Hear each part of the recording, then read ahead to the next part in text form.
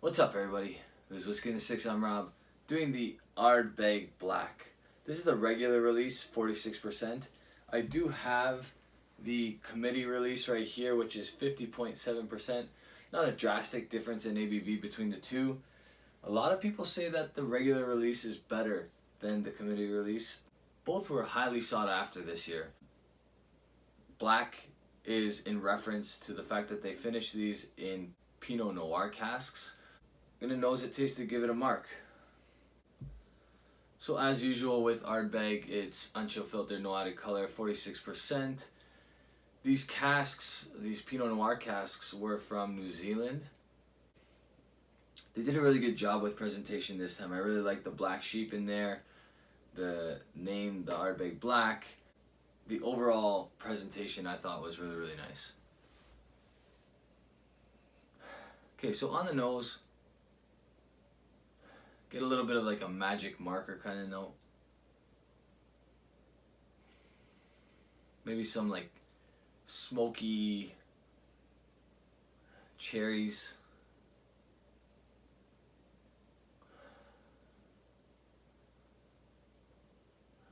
A little bit of like a hint of like burnt rubber. Nothing off-putting though on the nose so far. And it's funny because if you're not a peat guy, you're listening to notes like magic marker, and most of these notes would sound really off-putting to a person that's not a fan of peated whiskey, but those are all really nice notes when you are a peated whiskey fan. There is some nice fruity sweetness on this as well. Rounding off with like maybe a little bit of chocolate. On the palate,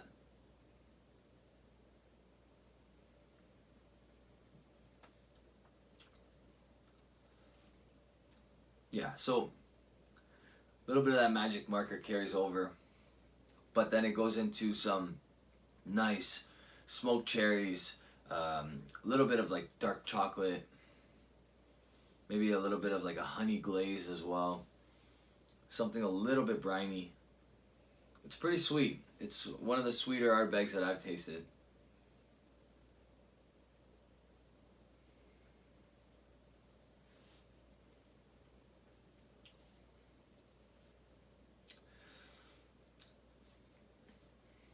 Yeah, so you definitely get those Pinot Noir casks. There's a little bit more sweetness here than there is, let's say, compared to the Ardbeg 10.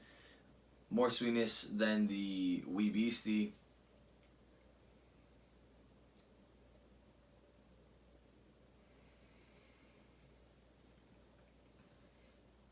I actually really like this. I think this is really good.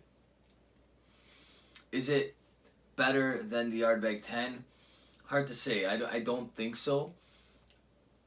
I think the Pinot Noir cask is a nice complement to the Ardbeg profile. I think the Pinot Noir works really well with this particular whiskey.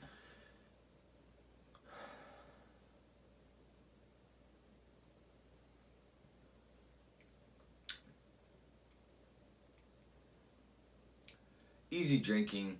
The 46% doesn't even seem like it's there, but there is a nice viscosity to it.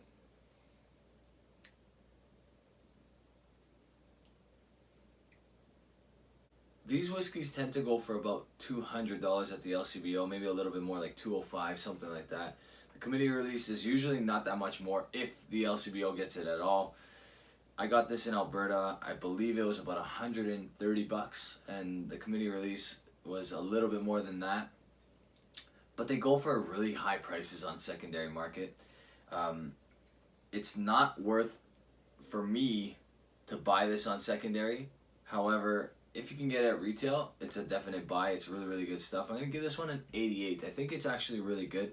I think they do a very good job of combining that Ardbeg flavor with those Pinot Noir casks, more so than years prior with some of the other releases. I think this is one of their better ones in a while. So overall, I would replace this bottle if I had an opportunity to buy it at retail. I wouldn't pay secondary for it though, so keep that in mind. That's it for me, guys. If you like this video, give it a thumbs up. If you really like the video, you can hit the subscribe button if you haven't already. Hit the bell to get notifications when I do release a video. You can support this channel on Patreon, and you can check out my podcast with Jeremy from Sipper Social Club called The Whisky Rant on all places where you find your podcasts. Cheers.